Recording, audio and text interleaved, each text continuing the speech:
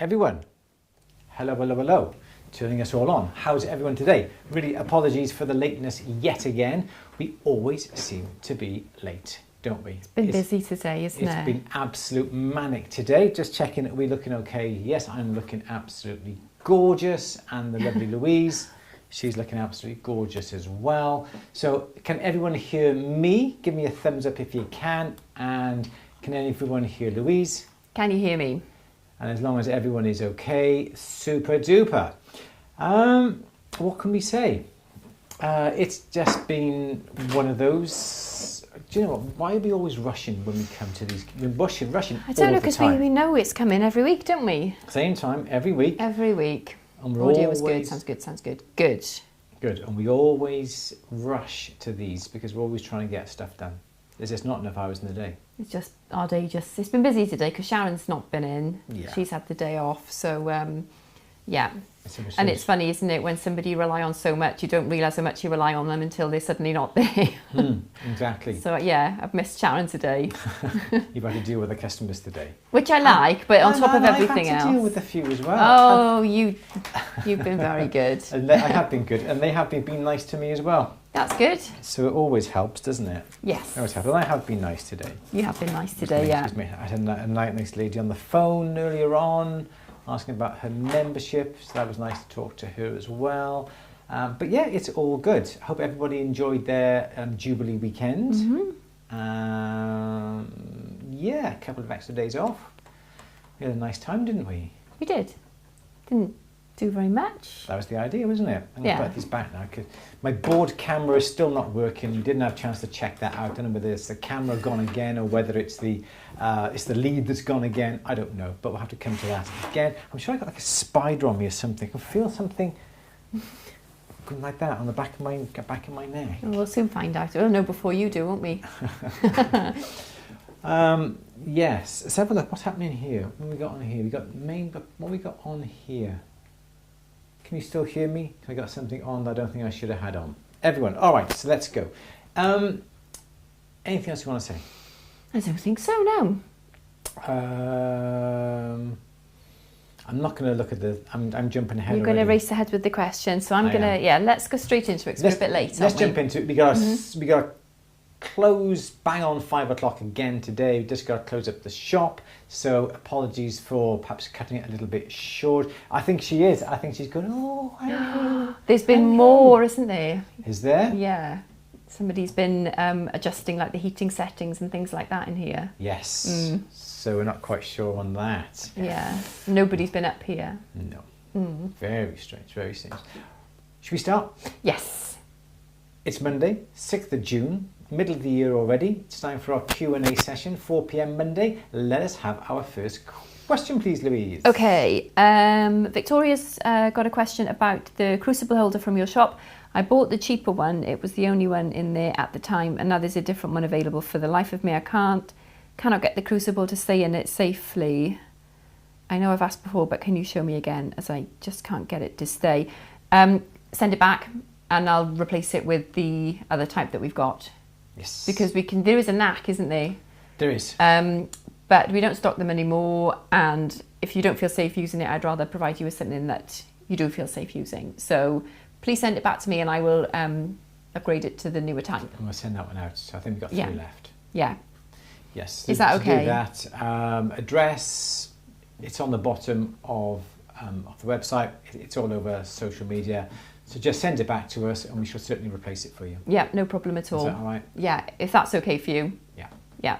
So cool. Drop me a line if you want to have a chat about it, Victoria Louise at andrewbarry.co.uk, but I don't want you to use it if you don't feel confident using it. Yeah, we don't want that. Yeah, okay. Cool. Okay. Oh, the mod's on. Hi, John. Great, let's have a look. Dylan is saying, would it be possible to cast a 3mm sterling bar in Delft clay that's 1 foot long? Have you tried this before? I need lots of wire soon. Wow, 1 foot long. You can no. Basically, I haven't had the need to, and obviously you're going to have a receptacle, like a bit of tubing that is going to be 1 foot long, plus a little bit more for the bottom and a little bit more for the pouring channel. So I haven't tried, because you're going to have enough sand to fill that tube. So it is possible. Everything I think is possible, but I haven't tried it as such. Short lengths that fit within the molds that we've got, yes, but 1 foot lengths, I don't know. Because you'd be better off having like, you can get the like 2.5 inch or 2 inch or 50 mil round waste pipe.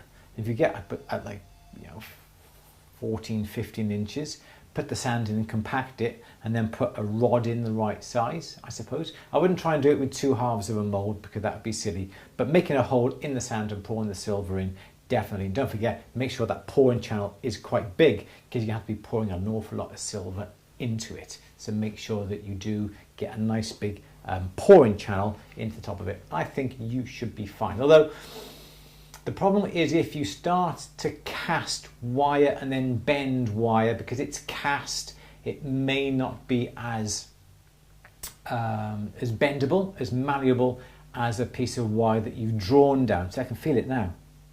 Do you want me to come and have a look? Don't know.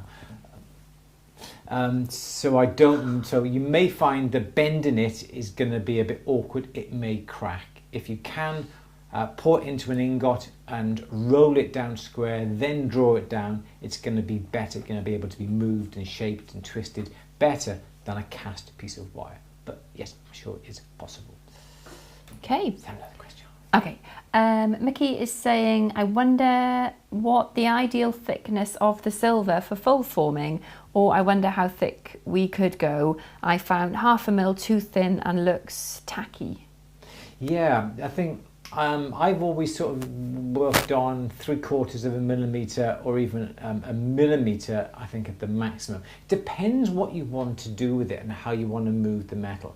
If you're going to be doing the fold forming, and instead of hammering it, perhaps you're putting it through the rolling mill. The rolling mill may have a greater impact upon the thickness, so you may have to have it a little bit bigger. If you're simply hammering it and you're hammering it on a certain area, perhaps you can get away with that by a slightly thinner gauge perhaps. But yeah, 1/2 millimetre is a little bit too flimsy, especially if you want to make something that is quite large.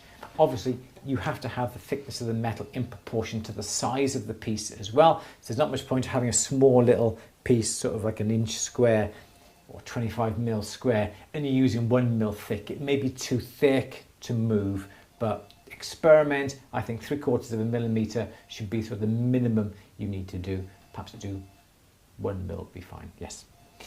Our phone's going. Okay.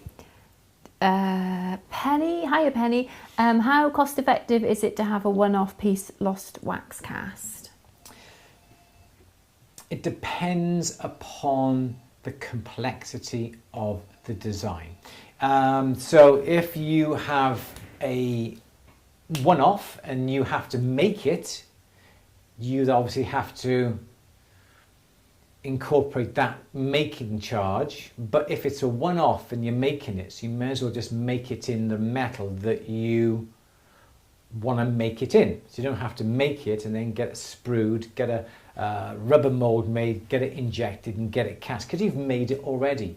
If you've got a piece of the design that is already made, so there's no cost involved in that, you can ask, perhaps send it to dual cast, and you're going to be looking at a sprue and a rubber mold. They may charge you perhaps £25 for that. Then there's going to be a fashion charge, say £3 to inject the wax. Then they're going to cast it. Now, I think that if you're going to have it cast in gold, it's going to be quite expensive, but you still have to, before you've even cast it, you've already incurred these charges. £8 to post it. Okay, so you're looking at 8 and 8 is 16. No, it's not. That's 8. That's 8. So yeah, 16. So you're already looking at £36 already, and you haven't even got the piece made. If it's in silver, it's not going to be worthwhile doing it, because you've got 36 plus the casting.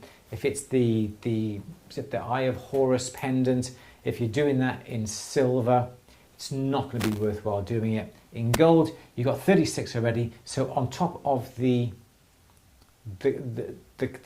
metal and the casting charge, without cleaning it up, it's 36. Say you double that, so that's £72 already you have to charge. You haven't even made the item yet. Then you want to have it cast. Say it weighs 4 grams, they're going to charge you £25 a gram. It's £100. Say you double it, that's £200 minimum. So you're looking at and you might be able to see this, but £272 minimum already. So you have to work out, can you warrant that cost? Or make it, and perhaps learn how to make it and experiment with it, see what works for you, practice your technique. Perhaps that would be cheaper making it than the £72 that you're having to incur. And you've actually made the piece, so it may end up cheaper than all that. So what am I trying to say? It's not very cost effective for a one-off. Yeah, yes, if it's for a one-off, it's not going to be cost effective unless you tell the customer, and it's going to be a one-off, never to be replicated again.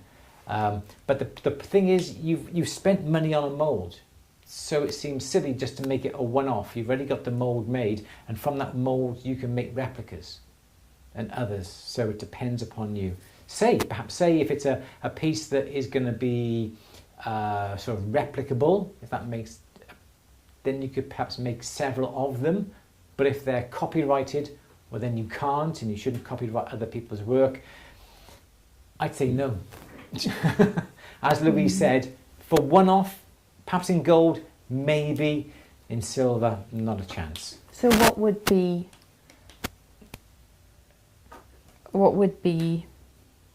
suitable? What would be a suitable method to cast? Something like that. This is what we were looking at discussing, weren't we? Something, if it is the eye of Horus, it was. I think, is that the one you mean, Penny? If Sorry, I just remembered that I didn't come back to you with any more information about that, did I? We just said. If it's the Eye of Horus, make it in the style that you've got it there, because I think that you could make that cheaper than sending a piece that's already been made to be cast. The problem is you're sending somebody else's work to get an exact replica made of it.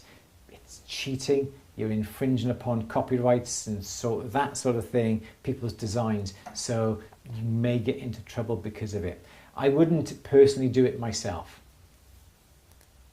I would purely make that. If then you want to, you're looking at making an elaborate piece that's got stone set, there's settings, there's cutouts, that is going to take you a whole 2-3 days to make, but you've got it already made, use that. That's going to be cheaper. But something like the Eye of Horus that you've got, I think it'd be easier for you to make it, absolutely. Okay. Or get somebody else to make it if you feel that that's out of your ability. Yeah, but definitely do that. Be cheaper in the long run. Okay. That's a long it's for a white gold. White gold Eye of Horus. Okay. Make it in silver. Do a few in silver. Make it in silver first. You can always reuse the silver then afterwards. But yeah, I think you should be able to do that. Yeah. And if you make it up in silver, you've got a good indication of how much metal you're going to be using, and you've got a better idea of pricing the piece up as well. Definitely. Yeah, I got your prototype then, haven't you? Yeah, exactly. Yeah, cool. Exactly. Okay.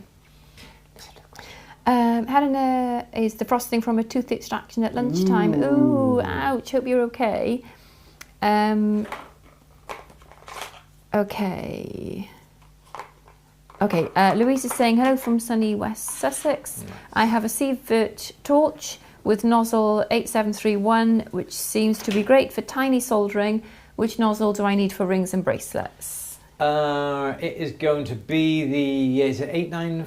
Can you just go on to Hamilton Gas, please, Lou, and just look for, I guess choice Hamilton Gas. You've got it. And I think it's 8941.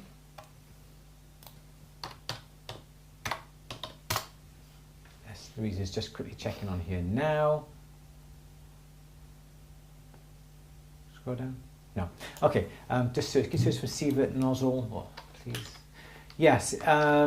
You really need to go for something that's that little bit bigger. Louise is just looking now for us. Oh, Sievert nozzle. Oh, that's one I can't even spell. Oh, blooming heck. What have we got? Sievert. I spelled Sievert right, haven't I? Yes, S-I-E-V-E-R-T. Yes. Just put that, yeah. So yeah, so the Pro kits, that's great, there's that. So you've got, so the 3525 is the pencil nozzle. Keep going, Lou, keep going. 3341, keep going. Louise is just checking on you now. Apologies for this. Why I don't go upstairs? I put the number in. I got one upstairs. I've got one upstairs. Let me just run upstairs, Lou. I'm going to put the camera on to What do you want to be looking for? 3. Is it 8? How about 8941? Try 8. Ah, ooh, go back, go down. Ah, ooh, here we go. Yes. So 3941. That's it. 3941. This one. Yes. So it's on the wrong screen now, though, isn't it? Yeah, Should I put it on here? So the Sievert 3941 is what you need, but you also need the neck to go onto it as well. So 3941. Let me know when it's on the page, Lou, and I will put it on there. Cool. 3941 is the one that you're going to need, but you're going to need the neck attachment. I've got these upstairs. I've got a torch, I've got nozzles, and I've got the necks, but they haven't been on laptop. Yes, 3941. That's the one that you're going to need. There's also a neck. Is it this one?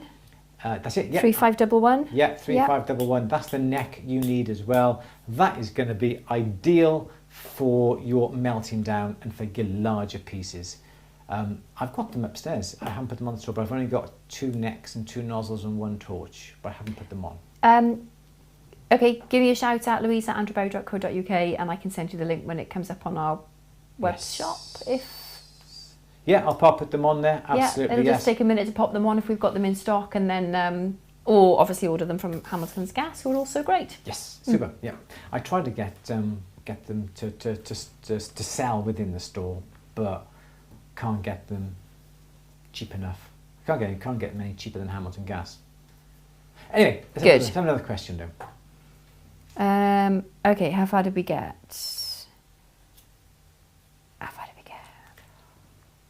We did Dylan's question, didn't we? Okay. Okay. Claire's saying last week's advice about hammering a prong to keep a flower in place on a bracelet worked a treat. My mum loved the bracelet and ring and cried, yay! Oh, that's nice. Oh, that's fab. And it was absolutely stunning. We did see, didn't we? Yeah, did an amazing job. It was beautiful. Diane is saying, I've been making some simple silver wire Crazy 8 cuffs with small 20 to 26 mil cabs set on top, but I want to use some larger cabs. What is the best way to make a center split cuff using silver wire? So I think the easiest is to put 2 pieces of wire next to each other. So what I would do is get, say you're using round section. Okay, so there's your round section wire. It goes off into the distance. Okay, you put the 2 pieces next to each other. Okay, you then will, for argument's sake, from here to here. See, my board camera is not working. So let's zoom in on here. So you've got, say, 2 pieces of round wire. You, from here to here, okay, you will put rouge between the wires here, and from here to here, you will put flux. So I shouldn't use the same. So from there to there, you flux, you solder from there, the solder runs as far as there. You do over here, the solder's here, it runs there. So now you've got no solder in the middle. You force that open, so you come along and you get your wire that is, and you bend your wire like that. Then you solder your bezel cups or whatever it is you've got either on the top or in between. And then you can perhaps put some little bit of decoration by here. Perhaps you've got some wire like that. Just to give this little bit of strength and perhaps make it a little bit nicer. That's how we used to make up, we made up things like sovereign bangles years ago like that. And then obviously then you bend it round into that shape there, and there's your stone on the top of there, like that. But to me, that's the best. You could come along with a D-section wire and sort of drill a hole and then cut and then try and spread it apart. But if you have 2 round sections or even 2 D-section wires like that, you could do exactly the same thing. The rouge in between there and there will stop the solder from flowing, or you could actually bend your pieces of wire beforehand, and then you could solder there and solder there if you wanted to get them absolutely perfect. But bend them beforehand or put them together, and that's, for me, it would be the best way to make a split cuff bangle. Please, have another question, my darling. Okay. Dragon Hex is saying, what kiln would you recommend in the UK? We have a Paragon. We use Paragon in here.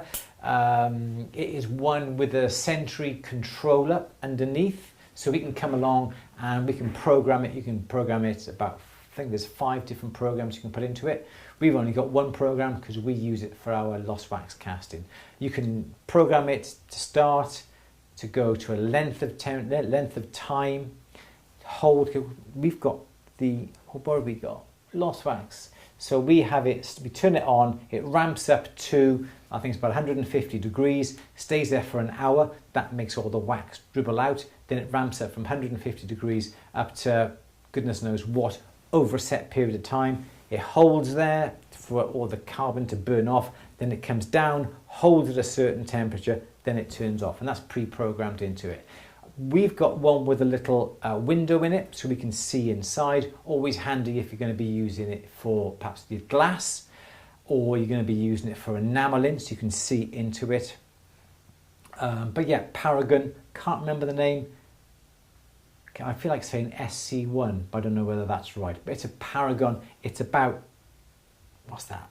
18 inches square, and the Sentry programmable controller is attached to it as it comes with it ready. It's not cheap. Can't remember for the life of me how much it was, but I bought it many years ago. But yes, I would definitely recommend that. Yes. Is there something, I'm remembering something, you're not supposed to look into the furnace too much or too long? Don't know. Did we talk about this a couple of months ago on a Q&A? I'm pretty sure. We looked about, I think the furnace isn't too bad because it's not hot. Okay. It's not eye hot. If you're talking about the heat or the light given off with the flame, don't know whether that applies to a kiln. Okay. But there's a glass on it. I suppose you could get your. We should look up these glasses. There's didiums, glasses, glass blowers glasses. We're going to have to look up for next time what they're called. Glass blowers glasses. Glass blowers glasses, yes. But that's what you need to have to protect your eyes. Yeah. I should have another question before you do it. Oh, I'm doing it now, am I? Okay. Another question. Okay. I thought that's what you were doing. Sorry. You've answered Diane's question, didn't you, about the Crazy 8 cuffs? Yes. Yep. Just did that one. Good. Okay. Hannah's saying if you're enamelling in a kiln and are left-handed, go for one with a drop-down door. Otherwise, opening and keeping objects level is a nightmare. Ah, cool. Good idea. Yeah. Thank you. Susan's saying, ask Steve when he is on here. He's the wire wrap god. We haven't seen Steve for a little while, have we, at the Q&A? No. Okay. SC3. I knew it was something like that. So. Okay, where did we get?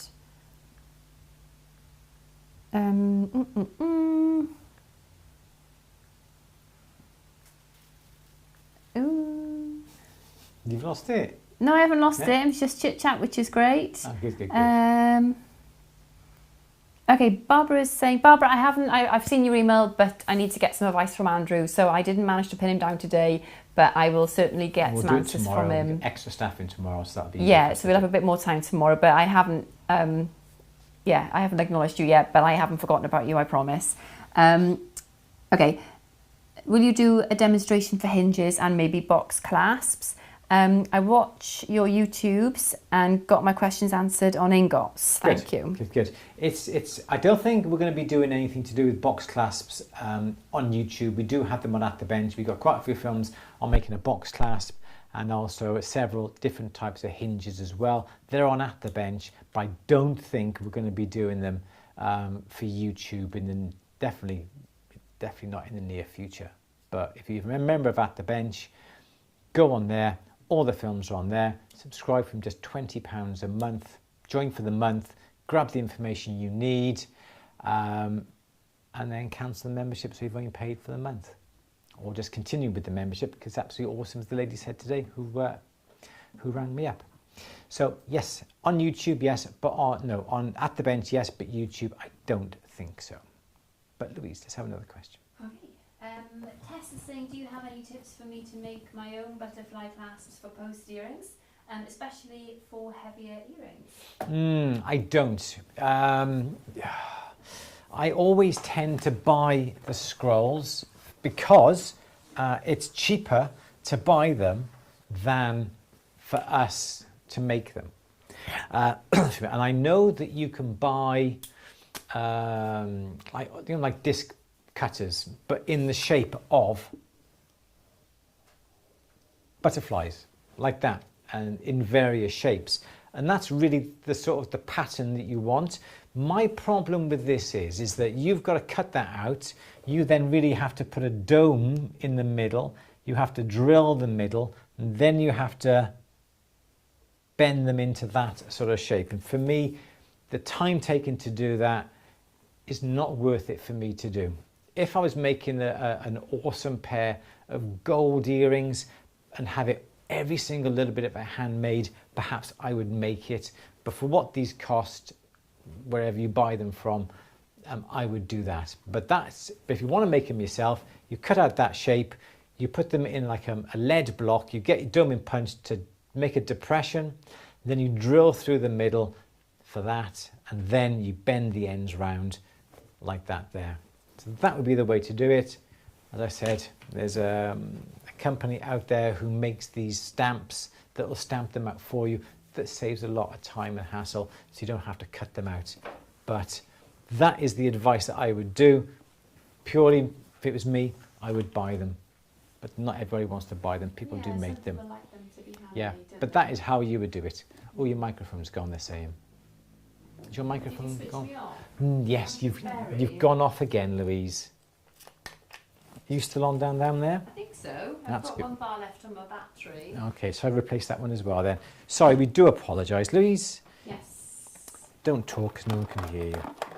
Oh. I've got all loud. Pop them in, Maria. Okay.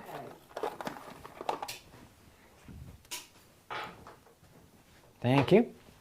Oh, technology, eh? Oh. Oh, Okay, I should be back. Am I back? no, you're back. I got these batteries here, so you won't be on here.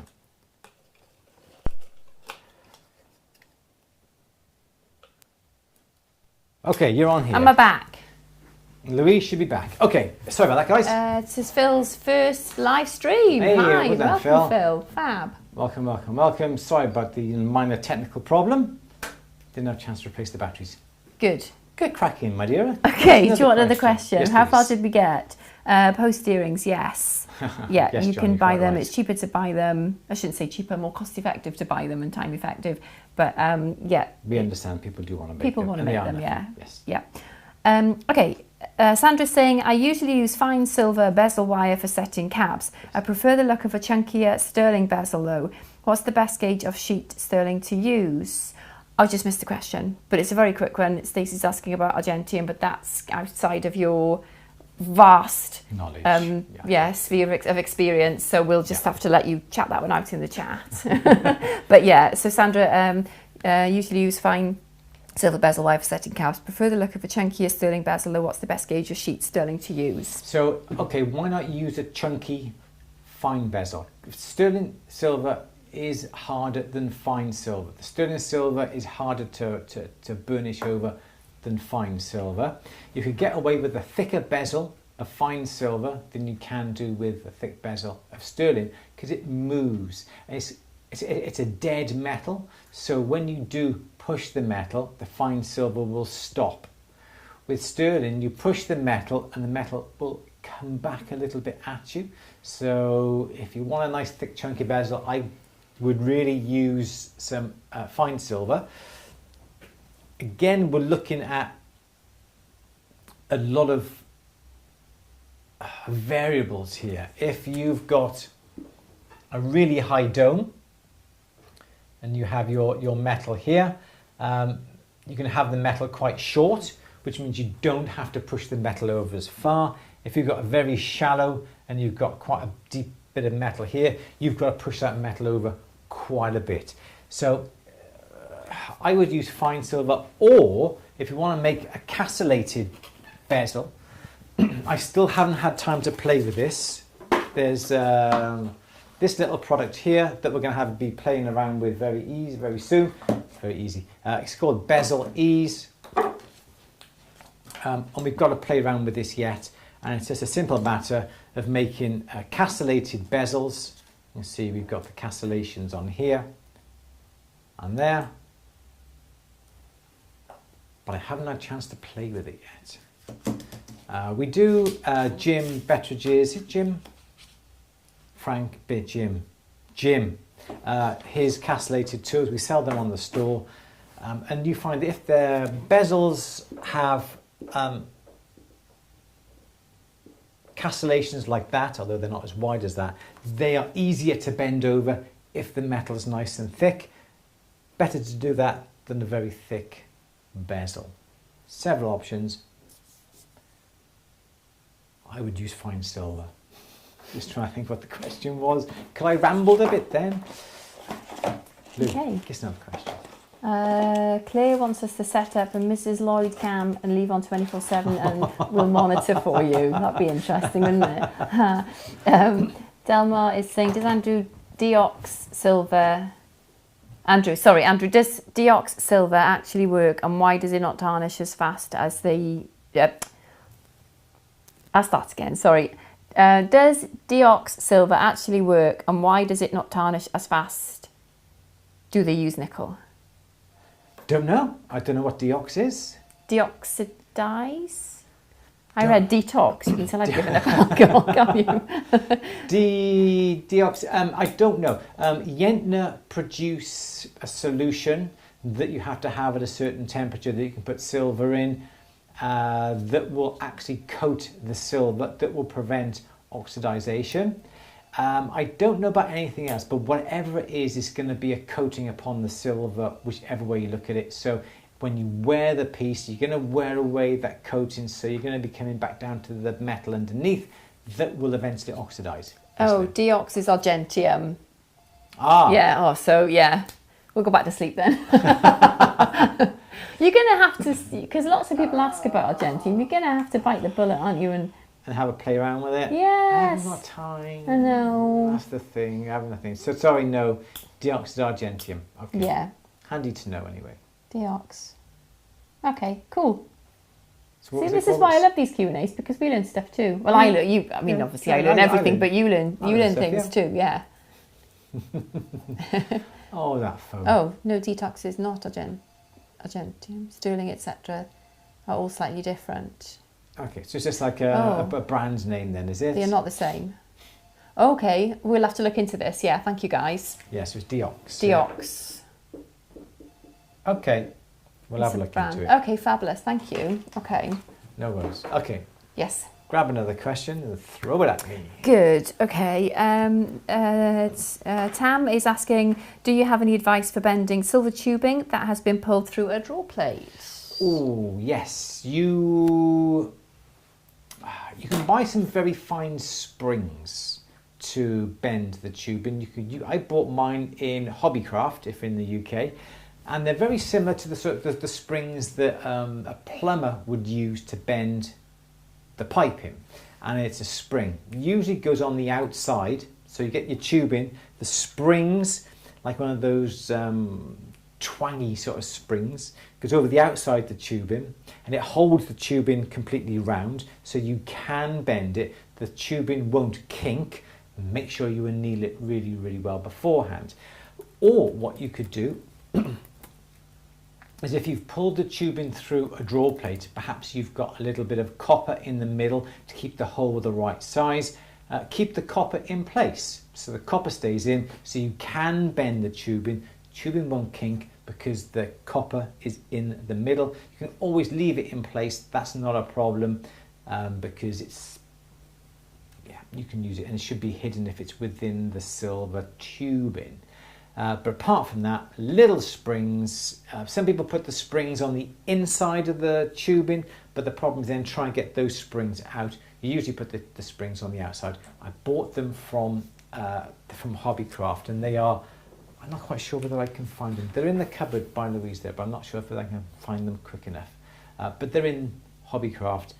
You can buy them, I think, on eBay as well. I think they're called model, using them for models, crafts, models. So have a look on eBay, and you should be able to find them on there. Louise, here's another question. Okay, Janet is saying, my music friend really keen on jewellery using his old guitar strings. I know not being silver or gold, but any experience? I've been given some used ones to play about with. That's cool, isn't it? It is. I think you can, they're going to be steel, aren't they? How Steel, I thought. they might Steel. be nickel as well. Yeah. They might, so that's worth bearing in mind if you're selling them as jewellery. Yes, because people are allergic to nickel. Yeah, because you might, I mean, I suppose, would you be, depends how much you play your guitar, I guess, doesn't it? But if you're wearing it on your person, don't know. Interesting. Yeah. Yes. So if it's nickel in the strings, be careful if it's in contact with the skin, because people are allergic to nickel. If you want to try and solder it, I think a lead solder would work, or a soft solder. I don't think you're going to be able to use a silver solder with it if they're steel or nickel. If it's nickel, you should be able to silver solder it, but nickel's bad against the skin. You could do something like, I suppose, like wire wrapping with it. If it wasn't nickel, you could do something like that. They don't retain their shape, though, do they? No, that's what I was thinking. Perhaps you can, perhaps I mean, you'd have to be a great bracelet, wouldn't it? Because it would, because they're supplied like that, aren't they? Slide round. Perhaps if you heat them up, perhaps they'll lose their temper. The memory. So they won't be as springy. Perhaps they'll be a bit more softer, lose their temper. Maybe able to do that with it. Have a play around. Have a play around. Let us know. Interesting. Yes. As John said, there's 115 watching and 41 likes. So come on, guys, give us a like. It'd be absolutely brilliant if you could. Cool. Let's have another question. Okay. Diane is saying, I made a practice piece for copper. All I had was 14 gauge. Worked well, but flimsy. What gauge should I use? I think that's... not sure, it was Diane's question, which I can't remember what it was now, but I think that's just happening in the chat, so that's okay. Okay. Yeah, Jill has suggested wire wrapping for the guitar strings. Helena is saying a jeweller in Newcastle upon Tyne makes jewellery with famous guitarist strings, and they have a website. Ooh. And the provenance? Yeah, so it would say whose guitar strings they were, who belonged, who the... That's a cool idea, isn't it? Yeah.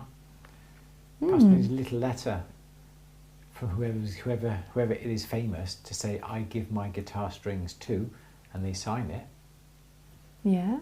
For because provenance, I can't remember the auction house, but I got an email. I was spending my time yesterday. Was it Princess Margaret's? Some of Princess Margaret's jewellery is going up for auction. Yes. See if I can find the... It was the sale room, wasn't it? It was, yeah, that was the, like, the agent, but the auction house was... It's really, really interesting to look at. So these are all pieces of jewellery that are going to be auctioned. Oh, I've gone and blooming deleted the email now. Some of them are Princess Margaret's, and I don't think they actually say it's Princess Margaret's. They say it's an important piece. An important piece, but I didn't actually look at everything. I just looked at the bits I liked, which I couldn't afford it if I lived to be 100, but that's besides the point. You can still look, can't you? Yes, and I think it's important. If it's an important piece, it's obviously documented. There must be photographs of it to show it's been on the person that they're saying it's been on. But yeah, very expensive as well, that was. Yeah, if you look on the sale room, was it the sale room? I'm not sure that it was now. No. If anyone's interested, email me and I'll find the link and I'll send it to you anyway if you want to see the important jewels. Yes. Because it is quite... Did anybody see... Sorry, going completely off the point. Did anybody see the...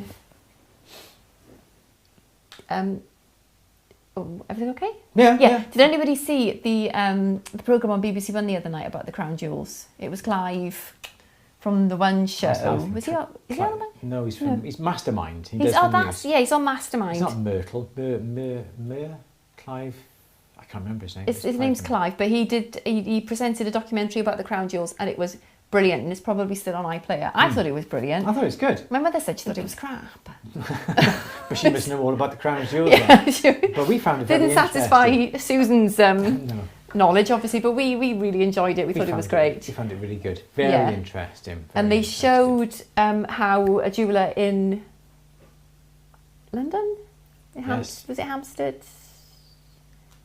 They recreated Henry VIII's crown from paintings, pretty much, didn't they? Yes, and documentation. And, so they recreated. It was really, really good. I enjoyed it. It was good. I was interested in the fact. There you go. That's him. Yeah. Thank you, Claire. Yeah, it was really good. Joe saw it. Yeah, that's him. Yeah, Clive Myrie. Thanks, Pat. Yeah. Very good. Definitely worth watching. Yeah. Oh, Carrie enjoyed it too. Cool. If you'd missed it, definitely watch it on iPlayer because it was really, really good. Yes. Very interesting indeed. All the way through, I was going, they haven't said that the Black Princess Ruby is a spinel yet. I was thinking, if they don't, I'm writing to the BBC. But they did, obviously. It's like halfway through, wasn't it? They mentioned it a few times before they said it's actually not a ruby, a spinel. Right, where are we with questions? Somebody mentioned, was it XR, can't remember, it came up in blue. Is it XRJ, XR, can't remember. There we go, back there. XXR, XKR. What's that? Where to send a question. Send it to, in the chat here, preferably, or Louise at andrewberry.co.uk. It's on top of the board there if you need to send us a question, by all means. Yes, Louise, send another question. Okay, cool. Susan is saying you should be able to solder silver ends on the wire if stainless. But John has just mentioned, and John knows all about guitar strings. He's very well versed in that. Ernie ball strings are nickel wound. Right. So different brands, different types. Are going to be variable. Yes. Thank you, John. So Vodazone, maybe daft. No, you're not daft. If I melt gold 9 carat, 18 carat, and say 14 carat all into one lump, what carat would it end up as to use? From Kevin in Manchester. You won't be able to tell from the look of it. You have to work out the properties of the gold, how much of each that you've got. I can't remember the equation. The equations are all over the place. So if you have a bit of 18, a bit of 14, and a bit of 9. Okay, so if you add any of these to 18, you're going to lower it. Easy, simple as that. But what is it going to be? If you're in the UK, you can only hallmark things usually 22, 18, 14, or 9. If you are going to mix some of these metals into this, it's going to reduce it into one of these here. If you have too much 9 carat mixed with these, it'll lower perhaps even the 14 down towards the 9 carat. So it depends upon the quantities. Remember, 18 carat is 750 out of 1,000. 14 carat is 585 over 1,000. And 9 carat is 375 over 1,000. So you have to then work out all the properties. So that's 18, that's 14, that's 9 carat. So 250 other parts are other metals. You've got 10 carats, the other 415 parts are other metals, the other 625 parts are other metals. So all of these have got to be into consideration. You may find if you add this and this to that, if you don't add as much 9 carat, it'll end at 14 carat, but even if it is 13 carat, it'll only be hallmarked 9 carat. There is an equation now on Google, but I don't know it off the top of my head, but there is a way of working out all the equations for that. Just I'm trying to think now. If a customer gives you all these different carats, you mix it down. It doesn't matter what it becomes, you can still send it off to the assay office, and the assay office will then hallmark it either 14 or 9 carat, depending on what it is. But as I said, the more lower quality, the lower quality the whole melt is going to be. So I can't be a bit more specific than that. Yeah. Perhaps I should learn my my equations. It's not a daft question. It's a very, very good question. Yes. Yeah. It is very scientific to work out exactly proportion wise. But this is the thing, you have to. So I think the equation works out well. Okay, out of the 18 carat, how much gold is in that? How much gold is in that? If you've got 4 grams of that, what is that going to affect this to, and what's it going to come up at? I don't know off the top of my head. I'm on Louise. I had you on then as well. Yeah. Don't know, but yes. I'm just cracking it, Louise. You just had me on the screen then, didn't you? I know I did, was yes. Just glazing over because you were doing maths. Let's have another question then. Okay, Stacey, booking wedding rings. Argentium. I'm so sorry, darling, we can't help with that. Mickey, I would have a go with my good old hammer. Fab. Lynn is saying, can you help me with the Welsh symbol for water or lake? Welsh symbol? Water is dŵr, isn't it? Yes, in Welsh. DWR with a roof above it. Roof above the W, dŵr. I don't know, I think I just do wavy lines. I didn't know, is there a specific... Don't know. That's as far as I know. You've got the little house above the W. But I don't know if there was a Welsh symbol for lake. Unless it's the symbols that go on the signs by the side of the road. What are lakes? Clean. Clean. Double L in Welsh is that noise. If you ever see double L, like we've got a village up the road called, it's spelled double Lanbradch, and it's Llanbradach. Llanbradach. Yeah, some people pronounce it Llanbradach because it starts with a double L, but it's Llanbradach. Llan. So double L is, so lake in Welsh is llyn, and water is dŵr. But I don't know. That's our Welsh lesson for the day. But I don't know what symbols. I didn't know there were symbols, no, so that doesn't really help you, does it? Sorry. Okay. Give us that question. Right. Okay. Still chatting about Argentium, okay. I don't remember what advice I gave you to my, this is David, great, okay. Argentium.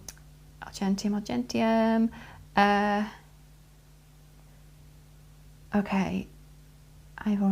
We've done that one. How far did we get? Oh my gosh, look at the time. Didymian. Sorry, glasses. I've just looked on my... Yes, glasses when you're doing your glass blowing, it's didymium. Didymian lenses. That's sorry, just going back to the first question. Sorry. Okay. Sorry. Right, so Louise is saying I have that one and have been making that for melting. It's more when making bezel settings. I will email you. Yep, great, thank you. That's fab. God's Creation is saying, how can you shape a flower? What type of flower are you looking to make? The easiest way of shaping a flower is to get a lead cake. I know John's talking about cake, not those sort of cakes that you eat, but it's lead that's been melted down into like a little block. Okay, let's tick off our Welsh lesson for today. Then what you can do is cut out, it's a bit like a shamrock now this is. Okay, all right. You wait until you see that shaped and domed and everything else. Okay, so that would be your flower shape. You then would put that upon a lead, cake of lead or a stump. And what you would do then, you would get your doming punch. You dome the middle so it all goes up. So it goes up like that. Then you would then put them on the sides so it's like this. Then you get your doming punch here to dome these areas here so they have some three-dimensional look about them. I've made up some very small little daisies, very similar to that. They weren't like that actually, they were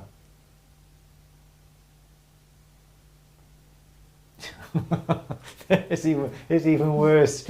But yes, that's how I would do it. A doming punch on a nice soft surface. If you've got several magazines or the yellow pages we used to have years ago, you can use that to bash the silver onto. But yeah, if you dap in those areas there, it's going to give the leaf a bit more depth.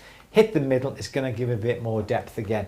It's not a very good explanation. It's easy to show how it's done, but you can do some lovely little flower details, sort of 7, 8, 10, 15 millimeters diameter.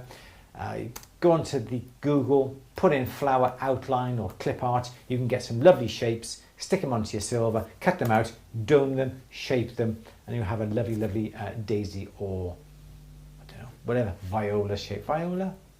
Yes. Louise, guess another question. Okay. Please. Okay.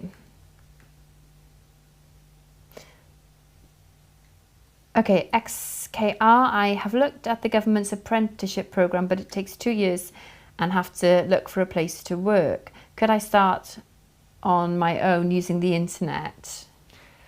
I don't think you're going to be able to do that. I think if you're taking part in an actual government apprenticeship, you have to do it with a recognised tutor, a recognised establishment, so you would not be able to include doing work on your own in your own workshop as part of the apprenticeship. There is obviously a set course that you would have to adhere to, and the only way of doing that is to get someone to assess you as you're doing it. So I don't think you're going to be able to do it on your own, I'm afraid. That's a shame. It's a common question, isn't it, that we get asked about. Why? But we're interested to know, sorry Louise, why you'd want to do, I know this sounds silly, but why you would want to have a qualification as an apprentice when in theory you could still work on your own, following books, at the bench, whatever, to gain your knowledge, and then go to somebody then who will be able to take you further and teach you. We have taken on bench jewelers. We don't ask for apprenticeships. We don't ask for anything like that. We have simply asked for experience. If someone came to me and said, I've got an apprenticeship certificate, but I've got 5 years experience with another person, I would not favour one over the other until I saw their work and to see how they could work. You may find the person who has 2 years, 5 years experience far better than somebody who's done an apprenticeship, or vice versa. So I wouldn't rely upon a piece of paper that would guarantee you entry into the trade. I think I would try and get your experience. There's nothing wrong with having experience on the bench and then going towards an apprenticeship, but for me personally, I would rather get a job in a working jeweller's who can cover all aspects, all angles of teaching you. I think as long as you've got a mentor, then that's great, isn't it? That's the best thing you can have, a good mentor and somebody you can go to, somebody who can give you advice. Yes. And get you on your way. That's Yes. more important than anything, I think. Yes, and don't be afraid to ask questions. Yeah, I well. think people are afraid, and I'm still afraid to ask things. Like somebody said today, a silly question is not a silly question at all. No, and I'd rather people ask questions. I'm on the phone today. I'm supposed to be the same person. So I would rather somebody come to me, ask me questions regarding what they're doing, rather than get on with it. Because earlier on this afternoon, Rebecca, who started with us last week, I said, right, Rebecca, you like making bezels and rings? I want you to make that. Copy that in silver, because the customer wants that design made in silver. And Louise went, oh, but don't actually just go and do it. If you have a problem, you can ask. He's not expecting you to do it from start to finish without asking questions. If you have if you're unsure, ask. If you're doing something isn't working out right, but you thought it could, ask. And it's always best to ask a question, because you say there is no such thing as a silly question. Yeah, and I did say to her earlier, it's like you were very much, you can do that, off you go. And that's great, and it's really empowering, but you don't stand over people's shoulders and breathe down their necks, and I hate that when people do that, but then, you know, don't feel that you're left on your own, because you're not. Yeah, but exactly. It's, Alania is asking about apprenticeships. Can you ask jewellers for apprenticeships? Like, how do you find a mentor? And this is a really sticky point, isn't it, really? Because in the UK, I know that occasionally, I don't know if it's DWP or what's it called, Jobs Growth Wales, they're a government organisation, and they provided, or they used to provide apprenticeships, didn't they? Yes. I'm not sure whether they still do it. That would be something that you'd need to, because if you can research that yourself and then approach a jeweller and say, basically, if you've got time to teach me, you can have, they pay your wages, don't they, essentially? Yeah. I'll have to ask my sister if they're still doing it, because she would be the person who knows. I know up until Christmas you could take on somebody to teach and they would pay for them for the 6 months. Up to a certain age. Up to a certain age, yeah, which is a shame, really, because that's quite discriminatory, isn't it? It is, yes. But, yeah. But like most jewellers around nowadays, I say we, are so busy. It's the very time. hard to devote time to teach someone when I don't have enough hours in the day to do the work that's in front of me, let alone teach someone else. And that's great with someone like Lee, who you can say, Lee, get and do that. Or Yeah, Rebecca, we were very lucky do that, with Lee and Rebecca. but ask questions. Yeah. Yes, but it is so hard, very so hard. Yeah. Shall I have one more question? Okay. And then we should disappear. Yes. Okay, Dylan's saying never stop asking questions and never stop learning. My life motto. Absolutely. It's never, as long as you're alive, it's never too late to learn and to change and to do better. But if you give up, then that's it, isn't it? Yes, absolutely. That's the end of that. Yeah. So yeah, definitely agree with that. Okay. So there's no real answer, no quick answer to that. But, hey, join at the bench. And there's a fab community, the forum. People offer you advice. You can approach Andrew directly for help and advice on projects.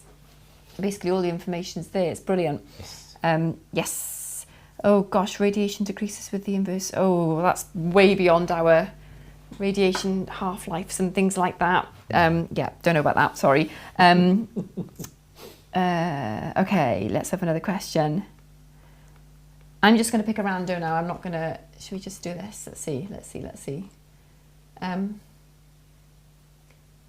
asked about Lee. Yes, Lee's still working for us. Yeah. Yes. So Lee's still with us on a part.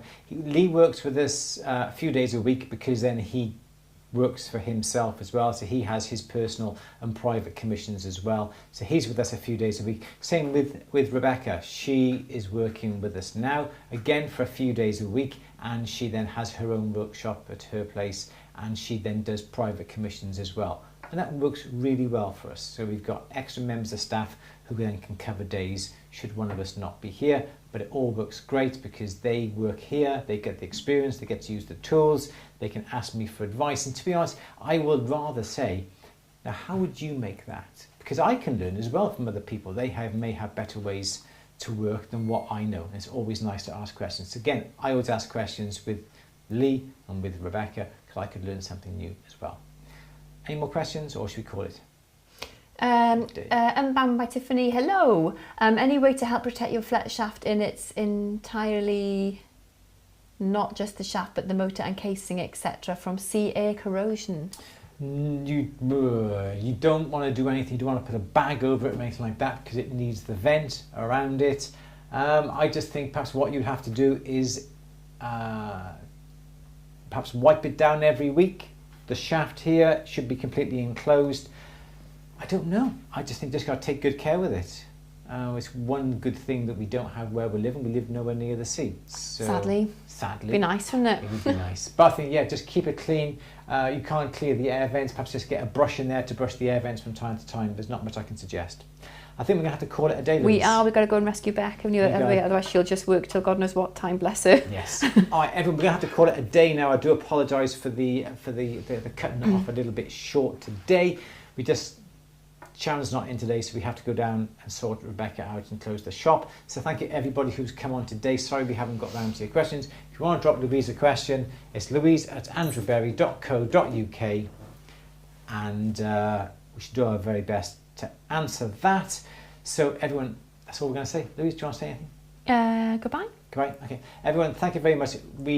Sorry we didn't get around to do a workshop, but at the moment we are so busy and we are slightly short-staffed on certain days. So to do the workshop today was not at all possible. But keep your eyes peeled onto social media for when we're going to be doing our next workshop. We've got lots of ideas for workshops, but they are going to need quite a bit of preparation for that. We've released a new film on YouTube on how to prepare your Crucible. We did that earlier on today, so go and check out that film. Don't mind, give your thumbs up if you know what I mean. So get your questions in for next week, or if you can't wait, go to louise@andrewberry.co.uk and ask Louise a question. Barbara, Louise will get around to your question a little bit later. It'll be much like tomorrow when I haven't forgotten. When she pins me down to ask me, and that'll be tomorrow. Everyone, take care. Enjoy the rest of your week. Louise, say goodbye. Goodbye. Take care, everyone. Thank you for joining us today. Sorry we cut you off a little bit short. Don't know what to say now. Goodbye. Goodbye. Everyone, take care. See you next week. Bye-bye.